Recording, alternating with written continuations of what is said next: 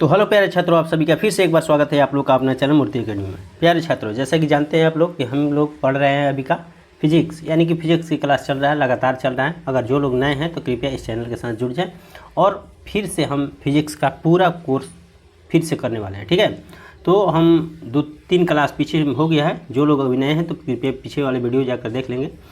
पिछले वाली क्लास में हम लोग पढ़ लिए थे उत्तल दर्पण, अवतल दर्पण से रिलेटेड जितना भी ये सब था ये कुल पढ़ लिए थे। इसके बाद अवतल दर्पण में रेखाएं की स्थिति देख लिए थे। इसके बाद अवतल दर्पण में जो भी प्रतिबिंब होता है उसको देख लिए थे। ठीक है, अब आज की जो क्लास होगी वो क्लास होगी इससे आगे की। ठीक है, इससे पहले हम बता दें कि जो लोग को अगर इसका PDF चाहिए, अगर जो लोग पढ़ रहे हैं मेरे चैनल से और इसका PDF चाहिए तो फ्री ऑफ कॉस्ट है, उसका कोई प्राइस नहीं है, आप ले सकते हैं। ठीक है, एक PDF फ्री है। ठीक, PDF फ्री में दे रहे हैं।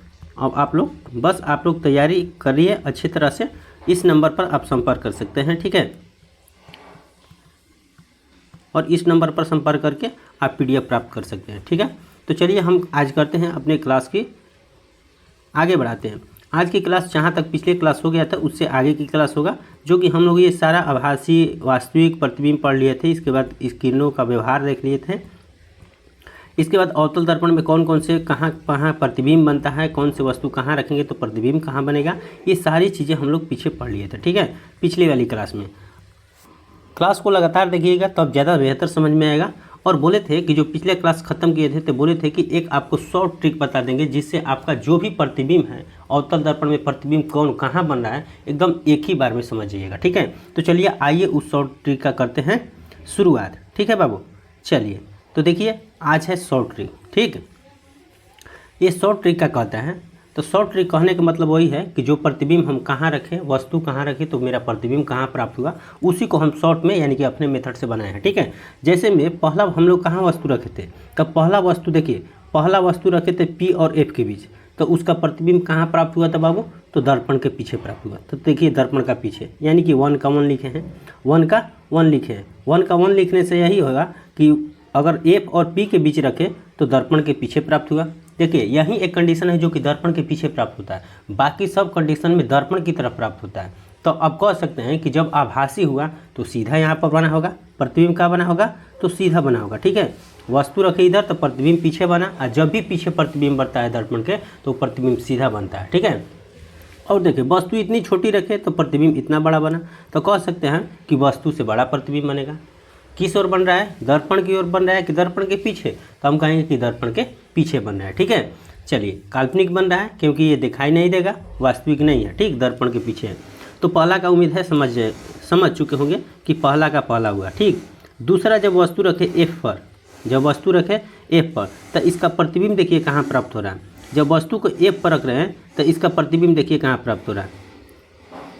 देखिए यहाँ पर वस्तु को जब F पर रख रहे हैं तो दू का कहाँ है, तो प्रतिबिंब प्राप्त हो रहा है अनंत पर। देखिए यहाँ पर अनंत पर प्राप्त हो रहा है।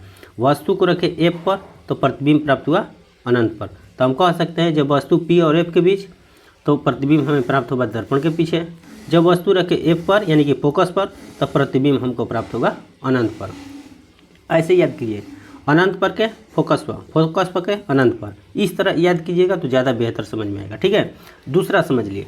तीसरा है अब वस्तु को और खिसका रहे हैं इस साइड वस्तु को खिसकाते जाएंगे और प्रतिबिंब इस साइड भागते जाएगा। देखिएगा वस्तु इस साइड जैसे इधर आते जाएगा तो प्रतिबिंब इधर जाएगा। ठीक है, चलिए तो धीरे धीरे हम वस्तु को अब आगे बढ़ाते हैं। अब वस्तु को आगे बढ़ा रहे हैं तो वस्तु को आगे बढ़ाएंगे तो प्रतिबिंब हमें कहाँ प्राप्त होगा, ये देखिए।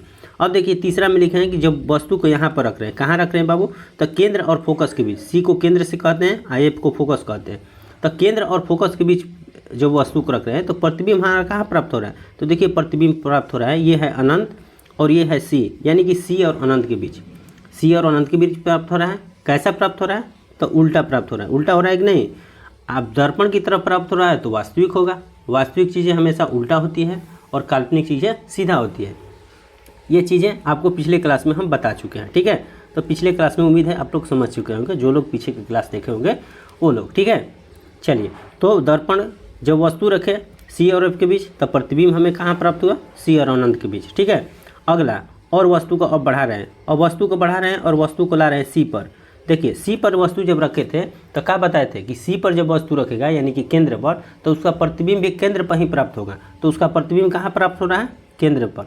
जितना वस्तु उतना ही वस्तु के बराबर उसका प्रतिबिंब प्राप्त होगा। ठीक है, यहीं से तुलना करना है। यहाँ से अगर इधर जाएंगे यानी कि इधर जाएंगे तो प्रतिबिंब बहुत बड़ा बना अनंत पर, इसके बाद और आगे बढ़े तो उससे छोटा बना प्रतिबिंब यानी कि बड़ा कह सकते हैं। आज जब सी पर रखे तो प्रतिबिंब बराबर प्राप्त हो गया। अब जैसे वस्तु इधर बढ़ेगा तो प्रतिबिंब और छोटा होगा क्योंकि वस्तु यहाँ पर बड़ा रखना पड़ेगा। तो वस्तु आगे बढ़ा रहे हैं यानी कि वस्तु को अब सी और अनंत के बीच रख रहे हैं। पांचवा कंडीशन में सी और अनंत के बीच वस्तु रखे थे तो उसका प्रतिबिंब कहाँ प्राप्त हुआ था? सी और एफ के बीच। यही ना सी है और ये क्या है बाबू? एफ है। तो जब वस्तु को सी और अनंत के बीच रखें तो प्रतिबिंब हमें कहाँ प्राप्त हो रहा है? देखिए सी और एफ के बीच प्राप्त हो रहा है। ठीक है, वस्तु से छोटा होगा, वस्तु से छोटा प्रतिबिंब प्राप्त होगा। और चलिए आगे बढ़ा रहे हैं और बढ़ा रहे हैं कि वस्तु अब यहाँ पर रखे थे, अब वस्तु को यहाँ पर रख रहे हैं यानी कि 6 कंडीशन।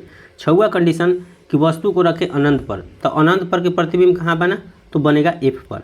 देखिए अनंत पर के प्रतिबिंब एफ पर बन रहा है। अनंत पर के प्रतिबिंब कहाँ बन रहा है? तो हम कहेंगे कि एफ पर। अनंत ये है 6 नंबर और देखिए प्रतिबिंब बन रहा है एफ पर। वस्तु से बहुत छोटा बनेगा, बहुत छोटा बनेगा, एकदम छोटा पॉइंट बराबर बनेगा, तो ये कह सकते हैं कि बहुत छोटा बनेगा। तो फिर से एक बार रिकॉल करिए, जब वस्तु पी और एफ के बीच तो दर्पण के पीछे प्रतिबिंब बना, दर्पण के पीछे प्रतिबिंब बना। जब वस्तु को कहाँ रखे? एफ पर, तो उसका प्रतिबिंब बना अनंत पर। जब वस्तु को सी और एफ के बीच रख रहे हैं तो प्रतिबिंब कहाँ प्राप्त हो रहा है बाबू? तो सी और अनंत के बीच प्राप्त हो रहा है। जब वस्तु को सी पर रख रहे हैं तो प्रतिबिंब भी हमें सी पर प्राप्त हो रहा है। जब वस्तु को सी और अनंत के बीच रख रहे हैं तो प्रतिबिंब हमें सी और एफ के बीच प्राप्त हो रहा है। अब जब वस्तु को कहाँ रख रहे हैं? अनंत पर, तो प्रतिबिंब हमें प्राप्त हो रहा है एफ पर। यानी कि ये शॉर्ट ट्रिक है, इससे आपकी सारी एकदम उम्मीद है अच्छे तरह से आप समझ चुके होंगे। ठीक है, थोड़ा वीडियो को ध्यान से देखिएगा, एक बार में ना समझ आए तो वीडियो को प्ले करके बार बार देखिएगा।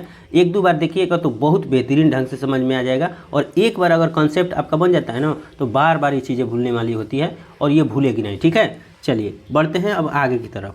अब आगे देखेंगे बाबू, ये टेबल के माध्यम से एक टेबल बना है सारणी, जो कि माध्यम से जो कि बुक में दिया है, एनसीईआरटी के बुक में आपका टेबल सारणी दिया है कि वस्तु को कहाँ रखेंगे तो प्रतिबिंब कैसा बनेगा, कहाँ बनेगा।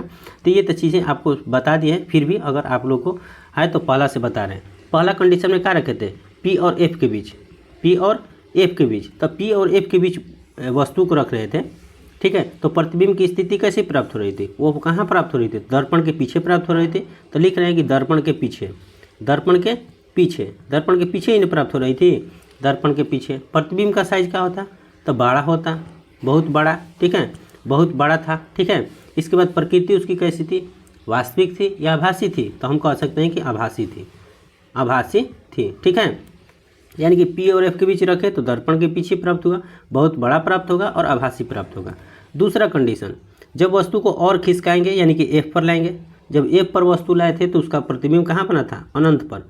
अनंत पर बनता कि नहीं बनता? अनंत पर। ये रिवीजन करने के लिए है, बस टेबल इसलिए लाए हैं कि ताकि आपका फिर से एक बार रिवीजन हो जाए। और ये कैसा बनेगा? तो ये भी बहुत बड़ा बनेगा, बहुत बड़ा बनेगा। और कैसा बनेगा? तो ये वास्तविक बनेगा, क्योंकि दर्पण की तरफ बन रहा है तो वास्तविक बनेगा। तीसरा कंडीशन, और वस्तु को खिसका रहे हैं यानी कि सी और एफ के बीच ला रहे हैं, और वस्तु को सी और एफ के बीच ला रहे हैं। तो जब सी और एफ के बीच लाएंगे तो इसका प्रतिबिंब कहाँ बनेगा?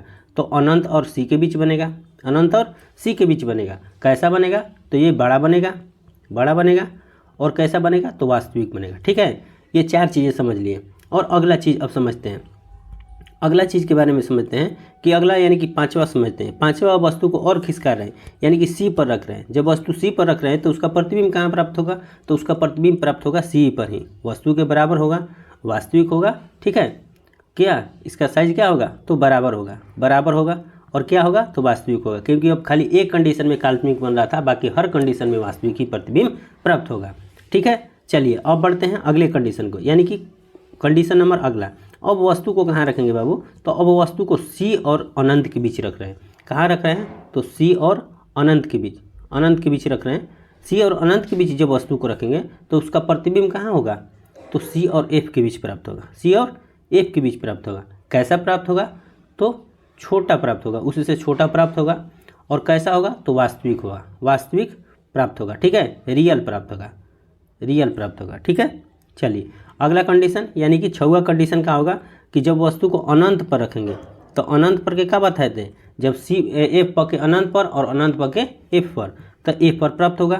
कैसा साइज होगा? तो बहुत छोटा, एकदम पॉइंट बराबर होगा। कैसा होगा? तो वास्तविक होगा, यानी कि रियल होगा। उम्मीद है आप लोग इसको भी अच्छे तरह से रिवीजन कर लिए होंगे, क्योंकि हम एक बार फिर से रिवीजन, यानी कि प्रतिबिंब बना, प्रतिबिंब के बाद एक शॉर्ट ट्रिक बताए, शॉर्ट ट्रिक के बाद एक टेबल के माध्यम से भी बता दिए कि कौन वस्तु को कहाँ रखेंगे तो प्रतिबिंब कहाँ प्राप्त होगा, कैसा होगा, किस तरह से होगा। ठीक है, अब अवतल दर्पण से जितना भी क्वेश्चन होगा, उम्मीद है आप लोग सभी क्वेश्चन का आंसर दे देंगे। ठीक है, इसके बाद हम क्वेश्चन भी एक क्वेश्चन ला रहे हैं कि जितना क्वेश्चन एनसीईआरटी, एससीईआरटी और सारे बुक का कलेक्शन है, कि जितना क्वेश्चन उससे बन रहा था, चाहे 2 नंबर का हो, 1 नंबर का, 4 नंबर, 5 नंबर, उस सभी क्वेश्चन को एक जगह कर रहे हैं। अब पूरे क्वेश्चन को आप जैसे ही चैप्टर खत्म होगा इसको ला देंगे। ठीक है, हम पढ़ा देंगे। ठीक है, चलिए अब देख रहे थे अवतल दर्पण में पूरा प्रतिबिंब की स्थिति देख लिए। अब देखेंगे उत्तल दर्पण में। तो देखिए उत्तल दर्पण में बस 2 कंडीशन में इसका बनता है। ठीक है, तो उत्तल दर्पण ज़्यादा भार नहीं है। उत्तल दर्पण में थोड़ा कठिनाइयाँ होती है, लेकिन कठिनाइयों का सामना हम अभी करने वाले हैं और एकदम बहुत बेहतरीन ढंग से और भी आसानी से कर लेंगे। ठीक है, चलिए देखिए पहला कंडीशन कह रहा है कि जब वस्तु को अनंत पर रखा जाए तब प्रतिबिंब कहाँ प्राप्त हो रहा है। जब वस्तु को अनंत पर रखा जाए, तो अवतल दर्पण में क्या हो रहा था, जब वस्तु को हम अनंत पर रख रहे थे तो उसका प्रतिबिंब एफ पर प्राप्त हो रहा था कि नहीं हो रहा था। तो उसी तरह इसका भी कंडीशन वही होगा, इसका कंडीशन थोड़े बदल जाएगा। तो वही कह रहा है, देखिए जब वस्तु को हम अनंत पर रख रहे हैं, देखिए अनंत से आ रही है वस्तु, आ रही है, और देखिए जैसे यहाँ पर है तो ये दर्पण है, तो दर्पण से टकराएगा, बाहर तो जाएगा नहीं, तो टकराएगा तो ये कहीं ना कहीं किरण को रिफ्लेक्ट करेगा, मोड़ देगा। उसी तरह एक और किरण, कम से कम 2 किरणों का समूह चाहिए तब प्रतिबिंब बनेगा ना, तो इसको भी आया। और ये देखिए ये टकरा कर इधर उधर चल जा रही है, लेकिन ये कहीं ना कहीं हम इमेज कर सकते हैं कि ये कहीं ना कहीं मिली होगी। तो कहाँ मिली होगी बाबू? तो मिल रही है, देखिए फोकस पर मिल रही है। तो हम पढ़े थे ना पीछे अवतल दर्पण में कि जब अनंत पर वस्तु को रखा जाएगा तो उसका प्रतिबिंब हमें फोकस पर प्राप्त होगा, फोकस पर प्राप्त हो रहा। तो ये भी देखिए इसमें भी फोकस पर प्राप्त हो रहा है। अच्छा ये बतलाइए कि वास्तविक प्राप्त हो रहा है कि काल्पनिक? तो कहेंगे दर्पण की तरफ होगा तो वास्तविक, और दर्पण के पीछे होगा यानी कि इन्वर्टेड डॉट लाइन से होगा तो काल्पनिक। तो देखिए इन्वर्टेड डॉट लाइन है ना, तो ये काल्पनिक प्राप्त हो गया। चलिए तो वस्तु क्या कर रहे हैं, वस्तु अनंत से आ रही तो बहुत बड़ा वस्तु हो गया, और ये प्रतिबिंब यहाँ पर फिक्स समय पर मिल गया तो ये कह सकते हैं कि छोटा है। ठीक है, तो प्रतिबिंब हमें कहाँ प्राप्त होगा? छोटा प्राप्त होगा। तो आइए इसकी कंडीशन कौन कौन से सभी को देख लेते हैं। ठीक है, जब वस्तु को हम कहाँ रखें तो अनंत पर रखें तो वो प्रतिबिंब हमें काल्पनिक प्राप्त होगा, काल्पनिक को ही आभासी कहते हैं। इसके बाद सीधा प्राप्त होगा, हम जानते हैं कि आभासी चीज़ें हमेशा सीधा होती है। इसके बाद वस्तु से छोटा प्राप्त होगा, वस्तु से छोटा होगा कि नहीं होगा? वो अनंत से आ रही तो बहुत बड़ा वस्तु है। ये क्या हो रही है, ये यहाँ एफ पर मिल रही तो पॉइंट बराबर मिल रही तो बहुत छोटा कह सकते हैं कि बहुत छोटा प्राप्त होगा। और कहाँ प्राप्त होगा? तो फोकस पर, दर्पण की ओर कि दर्पण के पीछे, तो कह सकते हैं कि दर्पण के पीछे। ठीक है, इतनी चीज़ें आपको याद करना है उत्तल दर्पण में। ठीक है, चलिए अब ये अगला दूसरा को देखते हैं, यानी कि पहला उम्मीद है आप लोग अच्छी तरह से समझ चुके होंगे। अब देखते हैं सेकंड को, कि सेकंड को वस्तु को कहाँ रखें तो प्रतिबिंब हमें कहाँ प्राप्त हो रहा है। तो कह रहा है कि जब वस्तु को अनंत तथा ध्रुव के बीच रख रहे हैं। देखिए अनंत तथा ध्रुव, यही ना पोल है, पोल को ध्रुव कहते हैं। ठीक है, पोल को ध्रुव कहते हैं, जिससे प्रधान अक्ष का करे निकले। तो देखिए पोल पर वस्तु, पोल और अनंत के बीच, ये अनंत है और अनंत और पोल के बीच कहीं भी वस्तु रख रहे हैं तो पहला हमारा काम क्या है कि प्रधान अक्ष के समानांतर रेखा को क्या करें? गुजारे। जब प्रधान अक्ष के समानांतर रेखा गुजारेंगे तो ये यहाँ पर तो दर्पण है, यहाँ तो पास करेगा नहीं, तो ये दर्पण को क्या करेगा? ये परावर्तित कर देगा किरण को। तो जैसे ही परावर्तित किया तो ये कहीं ना कहीं गया होगा, कहीं ना कहीं गया होगा। तो कहीं ना कहीं इन्वर्टेड डॉट से हम दिखाए हैं कि कहीं ना कहीं ये क्या होगा? मिला होगा। लेकिन उसको अभी मत समझिए, अभी इतना समझिए कि इसके समानांतर किरण आ रही है और इसको क्या कर रही है? परावर्तित कर रही है। यहाँ तक समझ गए? दूसरा क्या समझे कि जो सी पर किरण आ रही है उस सी पर ही वापस लौट जा रही है, जो कि आप लोग जानते हैं कि जो किरण सी पर आएगी उस सी पर वापस लौट जाएगी। तो देखिए दोनों लौटने के बाद यहाँ पर देखिए कट रहा है, तो जहाँ कटा वहाँ हमें प्रतिबिंब प्राप्त हुआ। तो देखिए कहाँ कट रहा है, तो एगो कट रहा है पी और यहाँ पर एफ है, यानी कि पी और एफ के बीच का कर रहा है, कट रहा है। जब वस्तु को पी और अनंत के बीच रखें तो प्रतिबिंब हमें पी और एफ के बीच प्राप्त हुआ, तब इस साइड प्राप्त होगा तो काल्पनिक प्राप्त होगा। काल्पनिक चीज़ें हमेशा सीधा होता है। ठीक है, तो यहाँ पर देखेंगे इसका कंडीशन कैसे कैसे प्राप्त हो रहा है। तो देखिए पहला काल्पनिक प्राप्त हुआ, दूसरा सीधा प्राप्त हुआ, तीसरा वस्तु से तो छोटा ही प्राप्त हो रहा है। देख रहे हैं कि वस्तु इतना बड़ा है और प्रतिबिंब इतना छोटा सा है तो प्रतिबिंब छोटा प्राप्त होगा। किसके किसके बीच में, तो पी और एफ, पी और एफ को हम क्या कह सकते हैं, पी को ध्रुव कहते हैं और एफ को क्या कहते हैं, फोकस कहते हैं कि नहीं कहते हैं। तो फोकस और ध्रुव के बीच हम कह सकते हैं कि प्रतिबिंब हमें प्राप्त हुआ। तो यही 2 कंडीशन होता है जो कि अवतल में होता है। अब इसके बाद देखिए चिन्ह परिपाटी पढ़ेंगे। चिन्ह परिपाटी से पहले हम समझा दें कि वस्तु की दूरी इससे डिनोट करते हैं, आगे चल के न्यूमेरिकल में ये काम आएगा। ऐसे चिन्ह परिपाटी में भी ये बहुत काम आने वाला है। तो समझिए, जो वस्तु रख रहे हैं उसको बिंब कहते हैं। तो वस्तु की दूरी को यू से सूचित करते हैं, स्मॉल यू से सूचित करते हैं। वस्तु को दूरी के किससे सूचित करते हैं, तो स्मॉल यू से सूचित करते हैं। यही है स्मॉल यू, ये वस्तु की दूरी है जहाँ वस्तु रखेंगे उसको, ठीक है। वहीं अगर प्रतिबिंब की बात किया जाए तो प्रतिबिंब की दूरी को भी से सूचित करते हैं। प्रतिबिंब जहाँ हमें प्राप्त होगा, वस्तु रखेंगे कहीं और तो प्रतिबिंब हमें कहीं प्राप्त होगा कि नहीं होगा। तो वस्तु रखेंगे तो उसको यू से और प्रतिबिंब वाला के भी से। यहाँ तक क्लियर है। चलिए आगे बढ़ते हैं। अब फोकस दूरी को तो आप तो जानते हैं कि फोकस दूरी को स्मॉल एफ से सूचित करते हैं, ठीक है बाबू। और इसके बाद वस्तु की एक ऊंचाई होता है, एक प्रतिबिंब की ऊंचाई होता है। देखिए वस्तु की ऊंचाई और प्रतिबिंब की ऊंचाई समझिए, वस्तु की ऊंचाई और प्रतिबिंब की ऊंचाई समझिए। यहाँ पर रखे ना, यहाँ पर वस्तु तो कितना ऊंचा रखे हैं, इस वस्तु की ऊंचाई है, हाइट ऑफ इमेज है। और प्रतिबिंब कितना ऊंचा हमें प्राप्त हुआ, हाइट ऑफ ऑब्जेक्ट इसको कहते हैं और हाइट ऑफ इमेज इसको कहते हैं, हाइट ऑफ इमेज कहते हैं इसको, यानी कि आई, हाइट ऑफ आई इसको, हाइट ऑफ आई और हाइट ऑफ ऑब्जेक्ट। वस्तु को यहाँ रखें तो प्रतिबिंब हमें यहाँ प्राप्त हुआ। चलिए समझिए, तो हम क्या समझे, वस्तु की दूरी u, प्रतिबिंब की दूरी v, फोकस दूरी f और त्रिज्या को जानते हैं कि स्मॉल r से सूचित करते हैं। त्रिज्या को किससे, स्मॉल r से, इसको भी ध्यान रखना है। इसके बाद वस्तु की ऊंचाई समझ लिए, इसको HO कहेंगे और HIA वाला होता है ना। वस्तु की ऊंचाई को H height of object English होता है और प्रतिबिंब की ऊंचाई हाइट ऑफ इमेज होता है। उम्मीद है यहाँ तक सारी चीज़ों को आप लोग समझ चुके होंगे। अब आगे देखेंगे चिन्ह परिपाटी के बारे में। चिन्ह परिपाटी से हम बताए थे कि चिन्ह परिपाटी जब पढ़ेंगे हम लोग तो सारी चीज़ें समझ में आ जाएगा कि उत्तल दर्पण में यू के निगेटिव हो रहा है, भी के पॉजिटिव हो रहा है, भी के निगेटिव हो रहा है। माने इस तरह का उत्तल अवतल में ये सब दर्पण में ये सब निगेटिव पॉजिटिव हो रहा था ना, कि अवतल में एफ निगेटिव हो जाएगा, इसके बाद उत्तल में एफ पॉजिटिव हो जाएगा।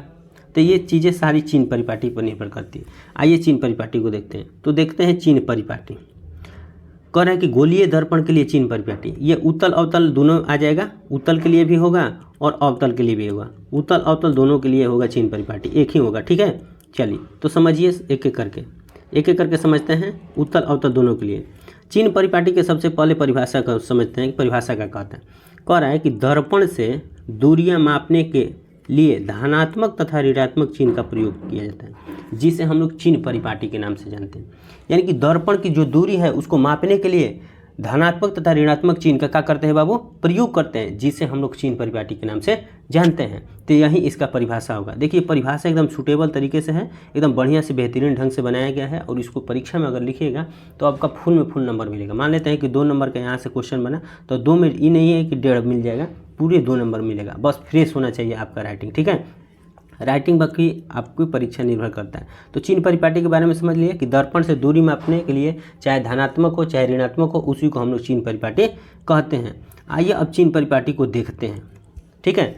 अब देखते हैं ये फिगर, देखिए एक यहाँ से ऐसे फिगर बनाए हैं और ये यहाँ से ऐसे फिगर बनाए हैं, ठीक है। ये अक्ष है, ये अक्ष एक्स डैश इसको कहते हैं और इसको वाई और वाई डैश के नाम से जानते हैं। ये अक्ष है जो कि आप लोग निर्देशांक ज्यामिति पढ़े होंगे मैथ में, तो उसमें ये आया होगा, निर्देशांक ज्यामिति में ये आता है, ठीक है। ये निर्देशांक ज्यामिति में आता होगा, ठीक। ग्राफीय विधि से पढ़े होंगे तो ग्राफ बनाने में भी ये काम आता होगा, ठीक है। तो चलिए यहाँ तक आप समझ लिए कि ये।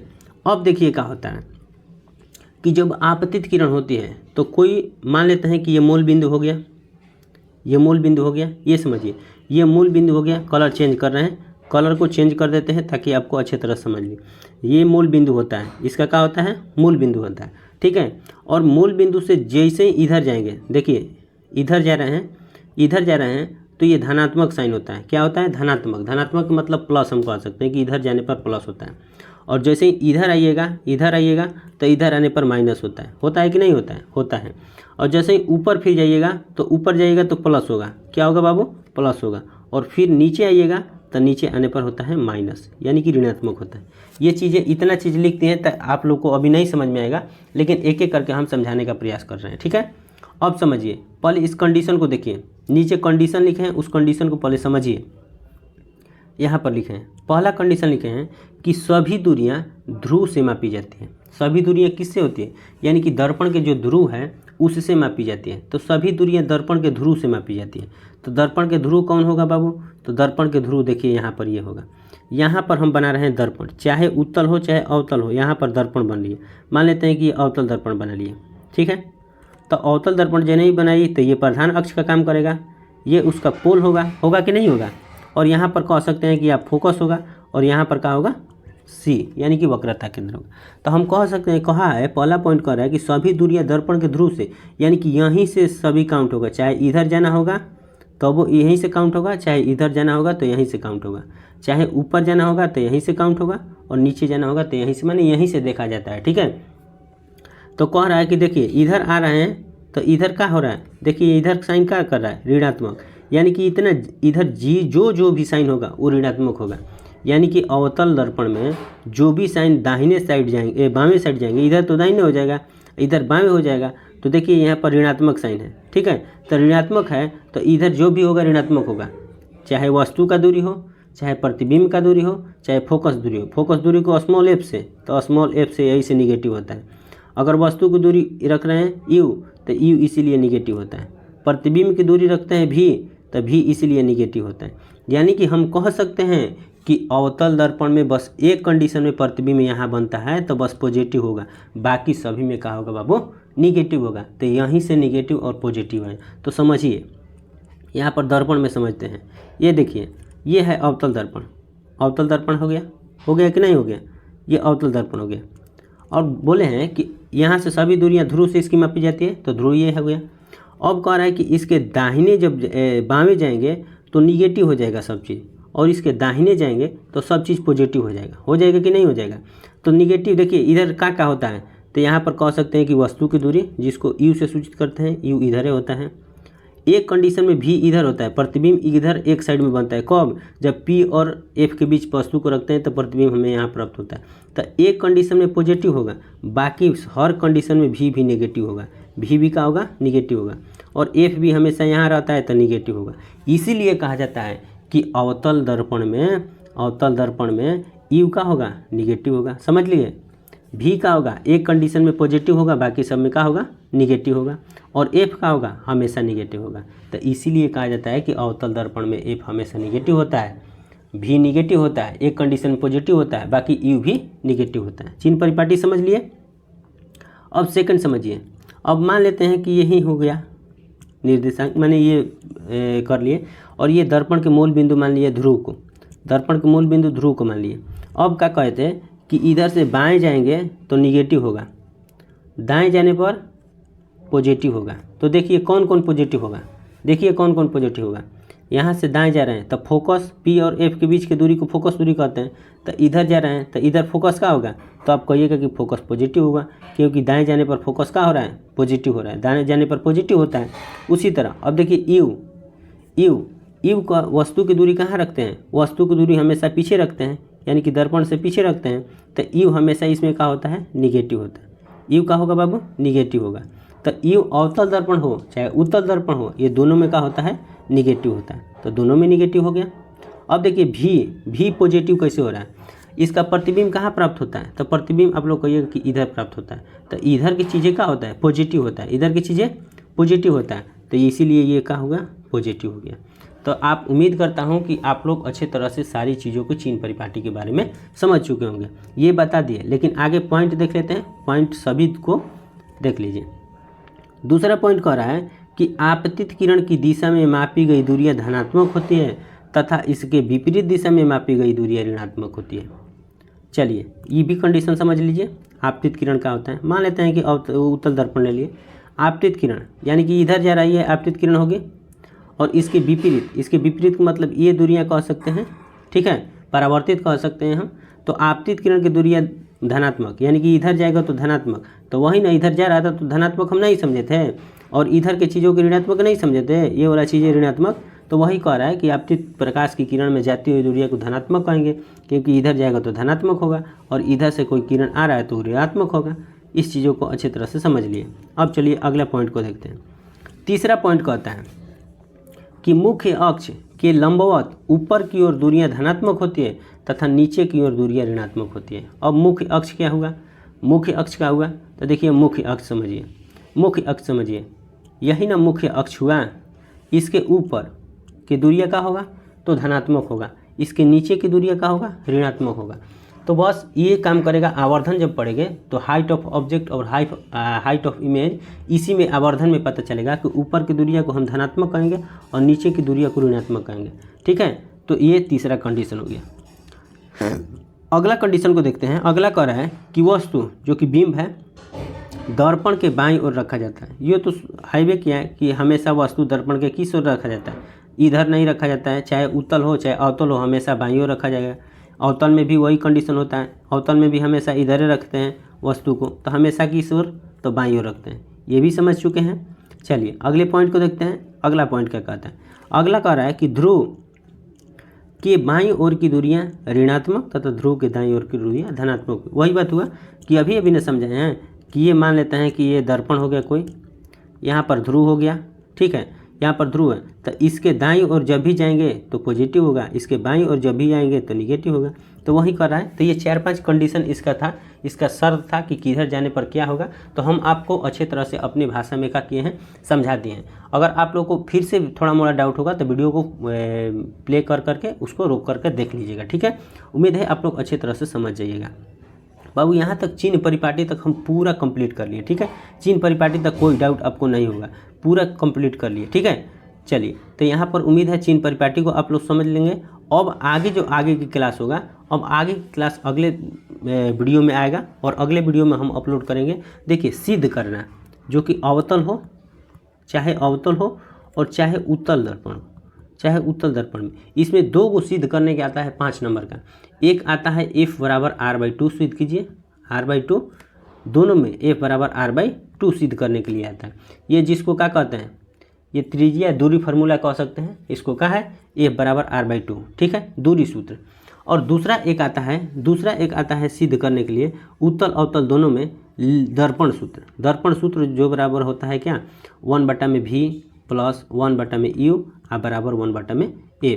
तो अगली वीडियो में हम सिद्ध करने सीखेंगे दूरी फार्मूला दोनों का, उत्तल का भी अवतल का। और फिर एक वीडियो लाएंगे जिसमें दोनों का क्या करेंगे, दर्पण सूत्र सीखेंगे। और मात्र 2 वीडियो, या कह सकते हैं कि एक और वीडियो क्वेश्चन आंसर करा देंगे। 3 वीडियो आपका और इसमें चलेगा और पूरा कंप्लीट हो जाएगा एकदम आपका प्रकाश का प्रवर्तन। यानी कि छोटा छोटा वीडियो है, मात्र कुछ ही मिनटों का वीडियो है, उसको देखेंगे। मात्र 1-2 घंटा में पूरा वीडियो को देख लीजिएगा, मैंने 1-2 घंटा में पूरा रिवीजन हो जाएगा। ठीक है, तब तक के लिए जय हिंद।